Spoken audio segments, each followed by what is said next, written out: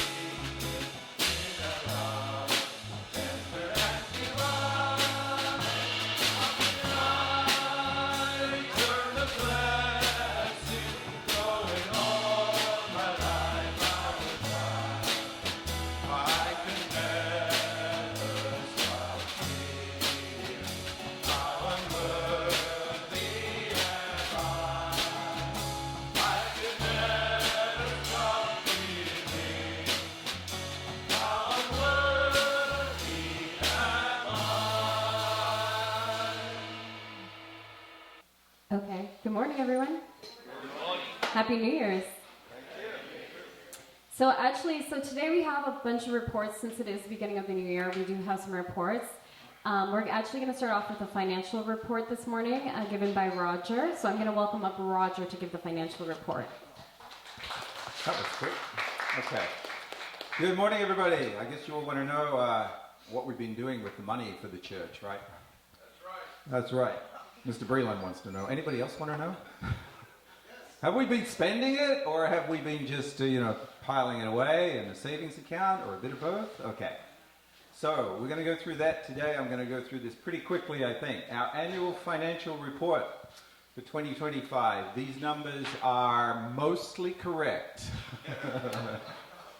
There are still, because we're so close to the end of the year, there may still be some bills or some financial donations coming in that have not been processed yet. But we will go through this quickly. Okay, so income. So this is the way our income was basically broken up over this last year. So 115,000 came from, this is the general donations category. So this is both basically tithing, your tithing that you put in through that QR code, the donations. And then we have some additional income. So we had the Chunbo event last year. $24,000 of the money that was donated that came from that Chunbo event, that came back to our church community. And then I think the other half of it went to the Chunbo Center in Las Vegas. Thank you. So we have some other things. Rental income is a new one for this year. So I think most of you know we bought an apartment just down the road where we have our Chunchimwan. And the other half of that is being rented out. So we have a little bit of income to this last year from that. We've also started investing the cash that we have in the bank into CDs. And so we have some bank interests coming in. We had some various other donations, Yam Slam used, so there was a few things that came from various places. So this is a little bit more detailed. I'll just go through this. This first column was what we put in our projected budget at the beginning of 2025. So we were estimating $120,000 in tithing. We ended up with $115,000. So give yourselves a hand. That was pretty good work. Thank you for everybody who contributed. Okay? Still $5,000 short. Okay. This last column over here, estimated budget. This is what we are hoping to get in 2026. Okay? So we're going to not go through the rest of them, but the collection fundraising is that box over there. If you put cash in that box, that's where that comes in. Most of our congregation now is not putting cash. They're doing the online donation. So that has been lowered for the coming year, $1,500. Yam Slam, $200, so $2,500 for holiday donations. That was a little lower. Music ministry, some people donate. You know, if you go onto that form for the donations, there are various categories. If you want to donate to a specific category, if you want your money to go to support youth ministry or to support our music ministry so they can buy new drums or lights or, you know, that kind of stuff, you can put that in there. If you want to donate to the blessing ministry, if you put money in the box for the lunch, that goes in there. So this is what all of these categories are. And at our Chunchimwan as well, if you are making donations there, then we have that as a separate category to support that. Okay. I'm going to just pause quickly. Does anybody have any quick question? No, good. Okay. I didn't give you time to think. If you can think at the end. Expenses. What did we spend the money on last year? So, these expenses do not include the purchase price for the apartment / Chunchimwan, okay?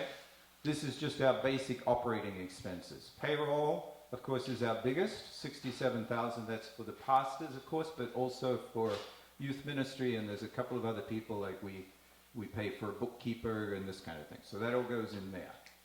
Okay, then we've got general administrative tithing. Who knows we actually give 20% of our tithing actually goes to headquarters. So 10% goes to headquarters and 10% goes to our region so that they can support us. Who knew that? Did you all know that? All right, so some of you did. That's good. But it's important. You know, we have to, just as you tithe, as you give 10%, our church gives tithe twice, actually. So then we also had some property expenses just to maintain the apartment over there. Sunday service, $18,000 is our next biggest category, and that covers things like the food purchases and rental of this hall and a number of other things as well. Okay, youth programs here and BFM, we did a couple of programs this last year. We would like to see these things increase more in the coming year. So now it's about 20% of our total budget. We want to get that up around 25, 30% if we can, so that we're spending more money on actually taking care of our community and doing different activities and programs. So this was just the general overall breakdown. So just looking at this, we're increasing that to $20,000. That's keeping the same, a little bit more on youth programs we want to spend this year. BFM, a little bit more there. Payroll is basically going to stay about the same, but there are some increases due to inflation and taxes and medical and all of this kind of stuff. Okay. The administrative, we're reducing that a little because we had some savings. Tithing, we had estimated 24,000. We actually tithed 31 last year, and we're going to keep that at about 26,000. That's based on getting tithing of 130,000 from the church here locally. Property expenses. So this one, like I said, we spent $3,400 on additional repairs and things on the apartment, and this is what we're estimating for the coming year. Going on quickly. So this is, we also have two funds that we maintain. So ACLC, which Greg Breland leads, they have currently a budget. So they have $1,700 left over from 2025.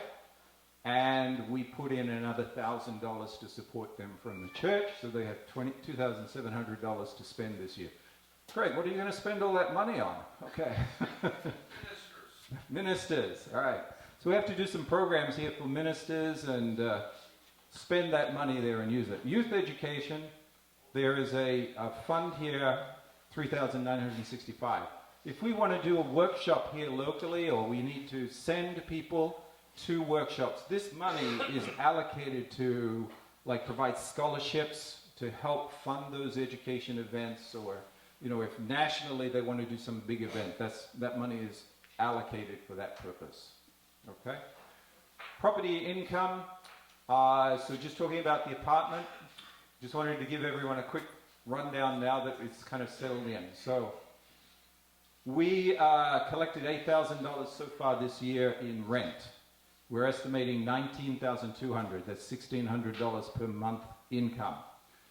So we spent the initial purchase together with all of the fees and everything was $141,000, $2,600 for HOA fees. There was an additional $1,500 we had to pay this year for painting the building on the outside.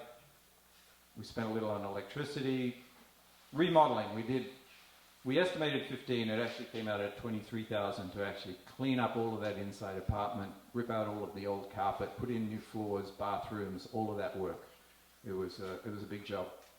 So overall, that was 170,000. It was a little more than we had anticipated, but still, if you look at the profit that we're expecting to get, we will get about $11,000 extra from that rental of the apartment, and we get to use it as our Chuncheon-Won, which I think has been a pretty good investment over the years. So thank you. Okay. We have money in the bank. So we started out 2024 with $230,000. As I said, we spent about $170,000 on the apartment purchase. And that will increase in value, especially now that they ripped down the old building and they're going to put up apartments right next to it. So there's going to be a nice new building there with a shopping mall, I believe, a shopping center in it as well. And then that gives us, currently we have $75,500 in the bank. We have $25,000 in a checking account, and we have put $50,000 into a money market account, earning about 3 to 3.5%, I think. And so that's where we are at this point. So highlights of this year. Our income increased by 17% this last year. Congratulations. Another round of applause. Thank you. So our 2024 income was $131,000. We had $153,000 total this last year. A lot of that was brought in by the Chunbo event. Pastor Simone is actually planning to do another one this year. We don't have a date yet, but sometime in the spring, I would think. Okay, expenses were expected, so it came in at $128,000. The apartment purchase was completed. It's bringing in a profit of about $1,000 a month. So we had overall savings of about $6,000, not including that property purchase, right? Tithing was $7,000 short of our goal, 6,000 and a bit, okay? So we wanted to try and get that up in the coming year. Average $9,600 a month. Payroll was a bit higher than we had expected there because of increases in the healthcare costs that we had to pay for. Donations from other sources was lower than expected, such as our holy days, etc. So we might want to focus a little more on those in the coming year. And that's pretty much it. Thank you very much, everybody. That's your summary. So next up, I want to invite up Chico. He's going to give a review of a survey that we did.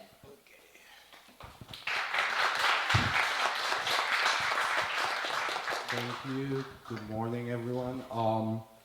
No disrespect on the hat. It's cold and I'm bald, so I'm going to keep my hat on. So, basically what I'm going to do is going to talk about the strategic plan or vision for 2026. And it's what us as a council have discussed and came up with, and a vision that we're hoping to see in the coming year. So, some of you might remember earlier in 2025 we had sent out a survey, and the survey was in many different languages, in Japanese, in Korean, in Spanish, in English, I think maybe even French. There's a reason why we did that, and you'll see that there's a common theme that's happening as we talk about this. But we never shared the results with you, so I'm going to share the results with you first, some of the results. So, one of the questions was, what aspects of our church do you value the most? And I'm going to give you guys a couple of seconds to see what your answers were on there. As you can see, fellowship and relationships are high up on the priority list of what people value the most. You've got worship services, the services that we do. We've got small groups and prayer and spiritual growth coming close together. And you're seeing what the results are there. Just for those who are thinking, I need to see this later, we will also post it on the website so you have a chance to see it there. So we use this information to help us create the strategy for the coming year. And another question is, what area of church life would you like to see strengthened? And I'm going to give you guys a moment to look there to see where we felt we really wanted to strengthen our community and church more. If you see, it's pretty close, but the highest is more engagement with young families and young people, followed by better communication and organization. I want to emphasize that better doesn't mean it's bad. It means how can we take it a step further? And of course, deeper spiritual growth opportunities. I'm going to move on, but again, you'll be able to see all this on the website.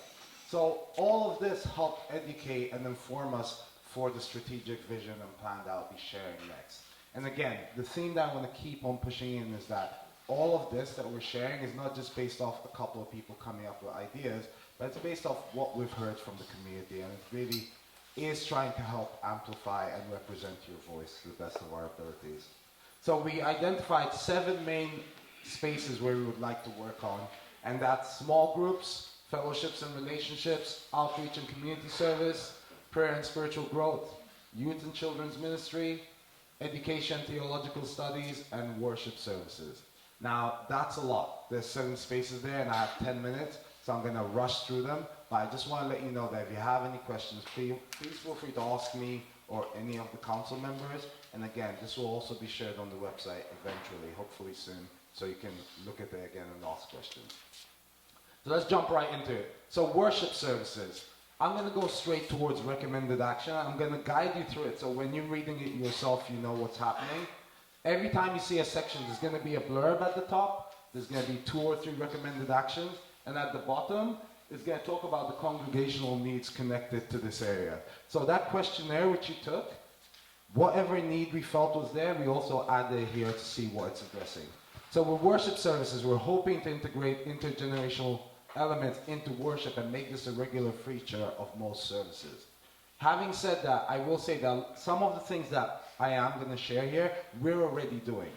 It's just about keeping it up and having that consistency. Ensuring a weekly bulletin and digital announcements reflect the theme of each service to help prepare the congregation for what's coming in the next week. And finally, launching monthly worship teams beginning January 2026. Again, this is a vision, this is a goal. Please bear with us. We might not get there, but we're working towards there. And I mean this for everyone in here. The next section is small groups. The recommended actions is hopefully to launch 3 new small groups. One that's prayer focused, maybe learning focused, or life stage focused. I love that we have a group called the Golden Girls here. For those who used to watch the show, I love the show, and I love that there's a space for the women in our congregation to really get together and share in that season of life that they are. It would be great if we had more of those for different seasons that we're in. Provide training and resources for small group leaders and send monthly communication highlighting the group schedule, when they're meeting and what they're doing. Next is fellowship and relationships. Hosting monthly fellowship events. It could be a family meeting, it could be a games night, it could be a cultural night. But having an opportunity for people to get together at least once a month would be great. Establishing a newcomer welcome pathway. When someone's here for the first time, how do we welcome them? How do we make sure that they feel welcome and they feel like they're part of the community? And how do we make it intentional? Not just out of the grace of someone's kind heart, but it's something that we know to do. Following up with 100% of the newcomers. When someone comes, let's follow up. Let's check in on them. Hey, did you enjoy the service? Was it good? Was it bad? Are you going to come again? Are you never going to come again? If not, why? It's good to learn from the people who are looking at it from an outside perspective. Conduct an annual fellowship survey. I can't speak too much about this because I'm not a survey expert, but as you've seen, there's been a lot of survey. Bruce Clark, soon Dr. Bruce Clark, has been really good with that, getting your feedback and using your feedback to help make our community better. Really quick, outreach and community. Sometimes when you hear outreach and community, the first thing that comes to people's mind is witnessing. It's not just that, it's about how are we helping the local Bridgeport community? How are we helping our local community? There's so many organizations, there's so many chances to volunteer, whether it's packing clothes that will be sent to Guatemala, whether it's helping at the soup kitchen. How as a community do we actually help our local organization outside of the people within our family and this room? Host a quarterly service day. We'll try and have a service project every quarter. And track the engagement. We're hoping we can get 30% of the people in our congregation to at least once in the year do something for the local community. I think that's a reasonable number. Once in the year, dedicate at least 1 hour to helping the local community. Prayer and spiritual growth. Launch a monthly prayer meeting, physical or virtual.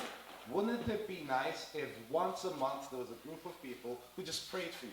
I know I need prayers on a daily. We all could use some prayers. So hopefully we can have a group of people who are really dedicated to pray for individual families in our community once a month. If someone's up for that, please feel free to reach out to us. We're hoping this is something that we can turn into a tradition that we do, whether it's for people in the room or people who are not in the room with us.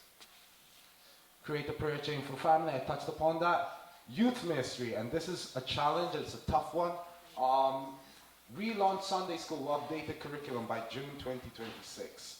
We're going to need all the help possible. If anyone is passionate about it or interested in making this happen, that would be great. But it's something that we're hoping to do. Really start Sunday School again and have a curriculum for our youth, our future, as you could say it. Host a monthly youth service or youth-led worship moment. Honestly, this could be down to Slam. Even them getting together in its own way is a way of youth gathering. But giving them at least one chance a month where they can come together as youth. Doesn't mean it has to be this Sunday service, because our Sunday service is for everyone, it's intergenerational, but them having a separate space as youth where they can come together and come together in fellowship. That's the word I may use. And offer a quarterly family-centered event, parent-child and youth social day. Hopefully once a quarter we'll be able to offer an event that the whole family can come to and really be together and enjoy together. Education and theology studies. I apologize, I'm going really quick, but I'm really trying to stick to the time. Provide at least 2 theological workshops or guest lectures annually. Launch a quarterly Divine Principle or Bible study series.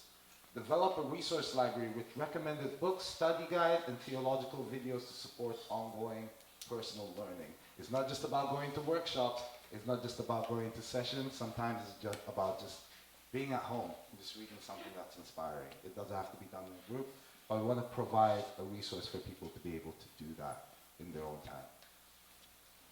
So, I'm a bit tired. I need to catch my breath. So in conclusion, these are the things we hope to do, and I do emphasize the word hope. I hope we can get these things done. We hope we can get these things done. We might not, but that doesn't mean that we're not succeeding. It just means that this is the ideal. This is where we'd like to be. And I know the first thing that people usually think is, you're creating a list of all these recommended actions. That means more work for us. So I want to emphasize that the strategy is about clarity. It's not necessarily about creating more work, but it's about being clear about what we want to achieve as a community and having it written down in a place that we can all see. Another thing is the plan is rooted in your voices. Every single thing you're seeing there either came from a survey, from a discussion, or a group, or something that we've heard in the community. So if you want this plan to really be ours, the more you can share about ways we can improve, the better we can make it. Because I think the goal is that it's the community's plan and not the plan of a few people in the community that are putting it on everyone. Finally, empowerment looks different for everyone. I wanted to emphasize this. I can speak for myself. I am not the most churchy person, but I found a space in the council where I could create a strategy, which is something that I do, help draft the strategy. Not everyone is going to be doing the same thing, and we have to be okay with that. Some people will be really involved, some people just want to come and chill on Sunday, and that's okay. And I think it's important to understand that again, empowerment looks different to people. Not everyone's going to give in the same. We shouldn't be looking at people like, I'm doing all this, what's that person doing? You're not them, you don't know what they're going through, and they have different skills than you, and it's very important that we remember that. And finally, the goal is to create a stronger, more connected church. All this is just to bring us closer together and hopefully create a space where every single person here can be involved. Maybe you're not big on service projects, maybe you want to help with the kids. Whatever you want to do, we want to try and create a space so you can be part of the community and support the community in whatever way possible. That's all. If you have any questions, please feel free to ask after Sunday service. Thank you. Thank you, Chico. So every new year carries two emotions. A lot of times anxiety and excitement. You know, we're starting the new year, the past year is ending, the new year is starting. We see, even in today's society, we see gym memberships spike, journals being opened, vision boards being created. But by February, a lot of people's motivations tend to die down, you know? So why is this, do you think? It's because we change... Because they're lazy? Yeah, maybe they're a little bit lazy. Yeah. So, because it requires more than willpower for some people. It actually requires real transformation.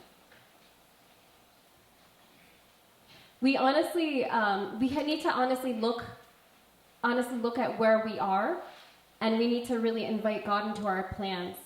And we also have to let our lives bless other people. So these are three things we really got to think about when making plans for the new year.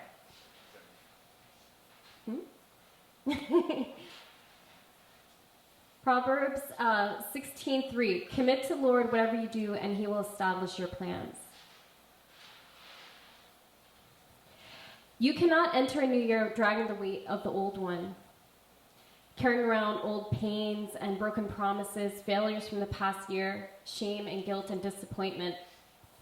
Even me, I realized, even me, I tend to be more of I'm very much an introvert, but I'm also an extrovert, right? So even my feelings and my emotions, I tend to push down. I'm like, oh, it's okay, no problem, it's good, right?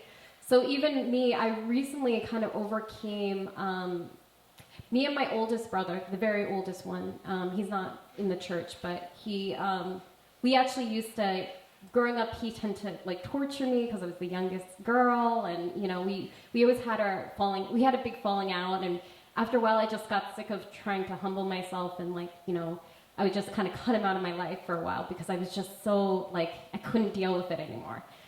So when my dad's funeral, afterwards, I was just really thinking about it, and I had this experience with my dad where I kept falling asleep and I kept waking up and seeing him by my door when I would wake up. And I had this like vision, and within the vision, I really thought about what was he trying to teach me, or what was he trying to show me.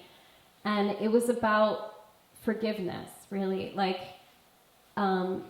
it was about forgiveness and how there's this, you hold on to this internal pain in your heart. So sometimes there's a couple of different levels of forgiveness. There's this level of, I forgive you, but then inside your body, you're traumatized sometimes, and you hold that weight in your body. So it's like also you have to forgive maybe yourself the way you reacted, but also really just let it go and release it.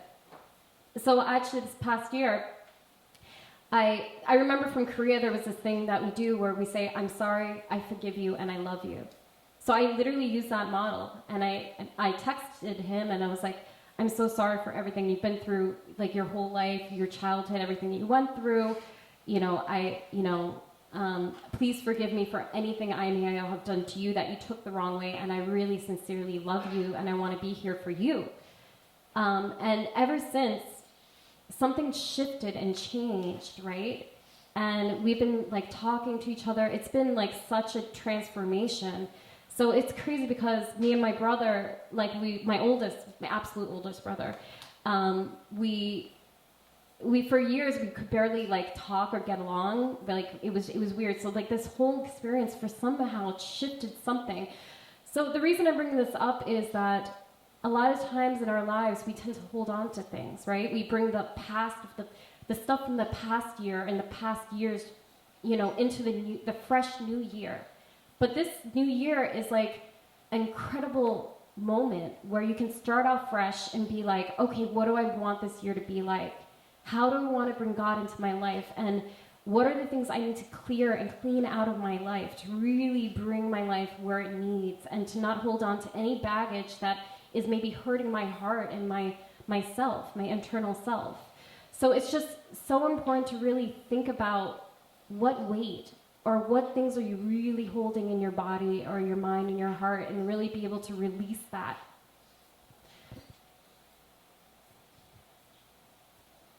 So this new year, it's not pretending that the past year didn't happen, but it's about recognizing what does not define the future. So I want to ask you, what do you need to leave behind this year, emotionally, spiritually, and mentally? I want you guys to think about it for like 1 minute, and if you feel confident, you can share it at your table. So once again, what do you need to leave behind this year, emotionally, spiritually, and mentally? New seasons require new faith, new courage, and new trust. And you've made it through every single day through this past year, and even the days that you thought the days might break you, you still made it through those days, which means that God is not done with any one of us, right? Because we've made it through. We're here. We're standing here with each other. So I want to do another game. It's another questions. It's keep, change, and start. So I want to talk about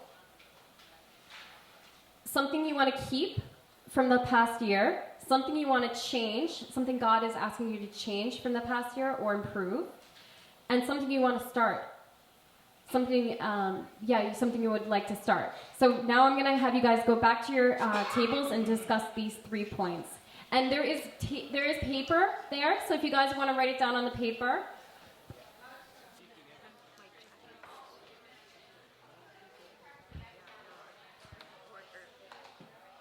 Okay, so does anybody want to share? Is there something you want to keep from the past year? Anybody?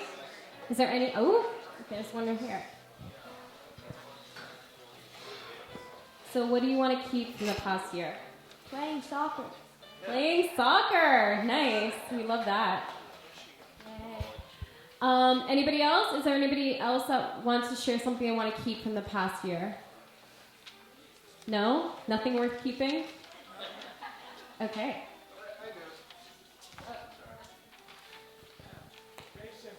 My family. Family. Nice. I'm going to throw my wife under the bus. She said she wanted to keep me. which I was grateful for. And I'd like to continue to worry less about money. That's what I want to keep. Nice. Yeah. It's good that your wife wants to keep you. I hope my husband wants to keep me too. I know sometimes I'm too much. Okay, change. Is there something God is asking you to change and improve? Anyone? Reading more. Reading more. Right, nice. Good job. Anybody else? Something that you want to change, something God is asking you to change and improve.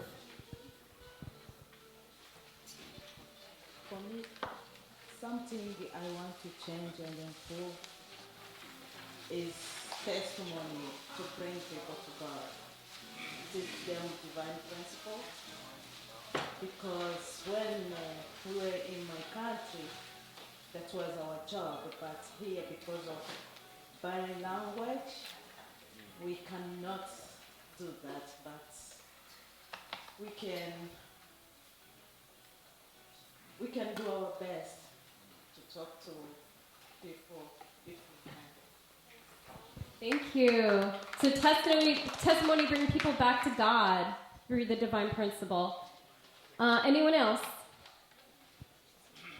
I want to strengthen the relationships in my extended family.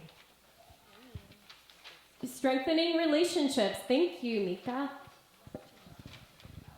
Well, this is keep something from last year and change. That I'm really grateful for the Kojima-san, Yamada-san children came from GPA, and we have been doing for CAP for a long time since we worked in UB and then, but it's so important. We cannot do too much. Older person, we can witness, but without young people, actually students on campus, we cannot really do a lot of things because their consistency and like Taketo last year before everybody come back, that we continued. And nowadays students invite students and come to the meetings. And anyway, I'm really grateful for young people that we definitely continue, and they are taking more responsibility. So I like to be more supporting position, but they can expand, and then all the things they learn from GPA they can practice like here on campus. Yeah, thank you. Thank you. So the keep and changing of the flow of carp. All right, and last, start. What is something you want to start, something new you want to start in the next year? Anybody? Something you want to start?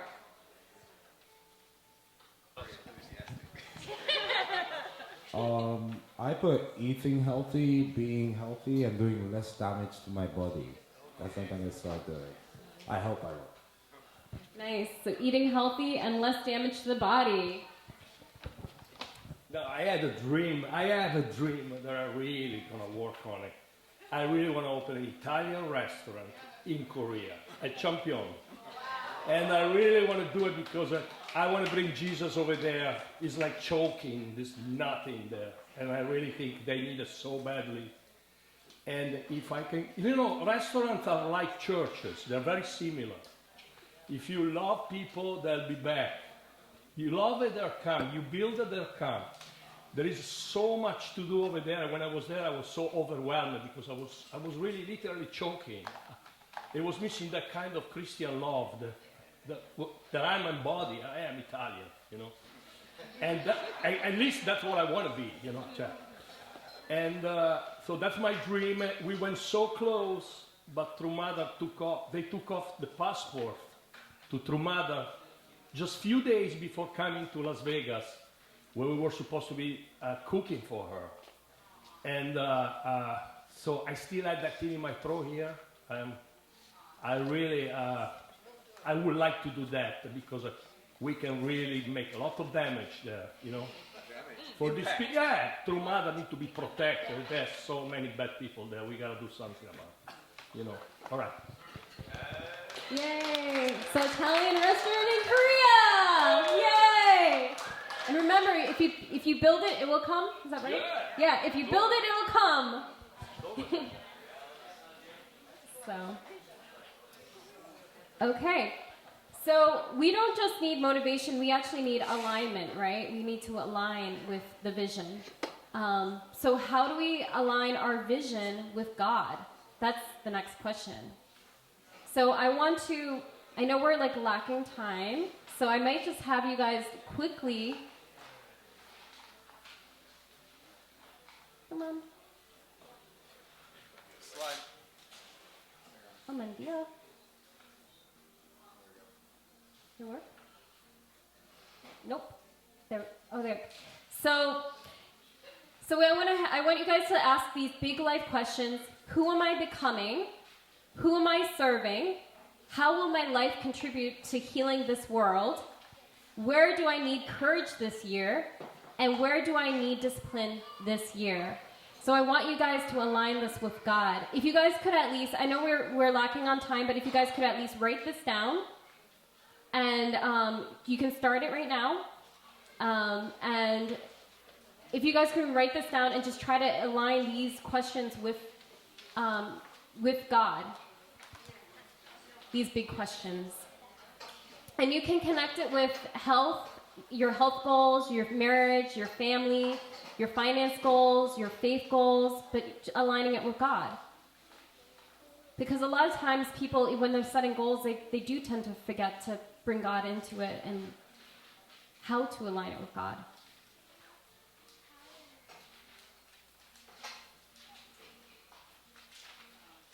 Yeah, so if you guys want to write these down or take a picture of it, I'm not going to ask you these questions, so don't worry. No more pressure.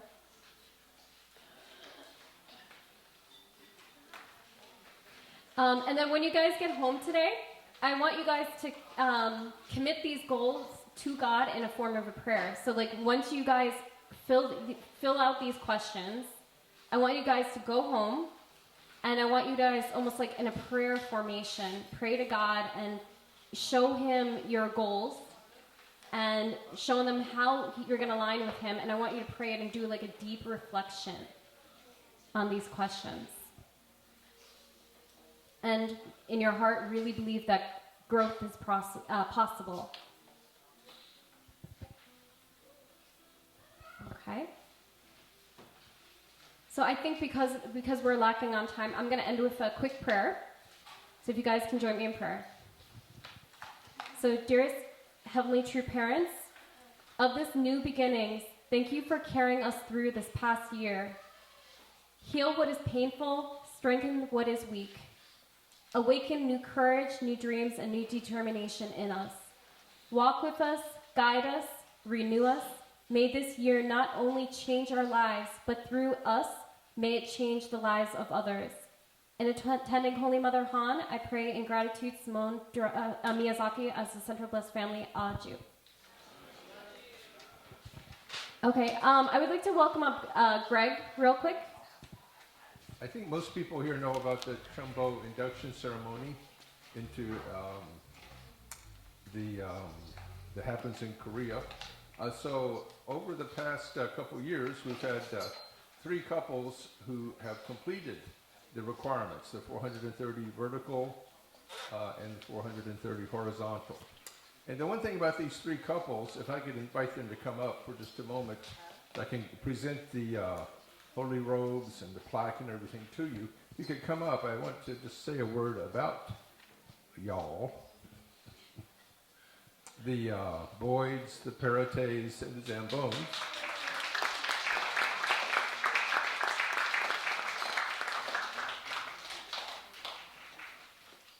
One thing that I found intimidating in becoming a Chumbo couple is going out and reaching 430 couples and blessing them. But these 3 couples really exemplified a much better standard than me, because they really enjoyed going out to Seaside Park and talking to people, making a relationship, You should see the I should have presented, see the pictures of them talking to these strangers, introducing the concept of the blessing, getting them to sign the document, and pledging their dedication to each other, and dedication to family values. So these couples did it joyfully. I must admit, I didn't do it joyfully. So they're much better than I am. But I just wanted to appreciate them. And if I could, they've changed the design on the holy robe. If you can just hold it in front of you. Steve, if you could hold the male one in front of you. This is what they will wear at the induction ceremony. And they're quite nice. So, there's also a very nice plaque they get and a medal. And we just wanted to congratulate them because it is a lot of work, and they're to be commended. Thank you all.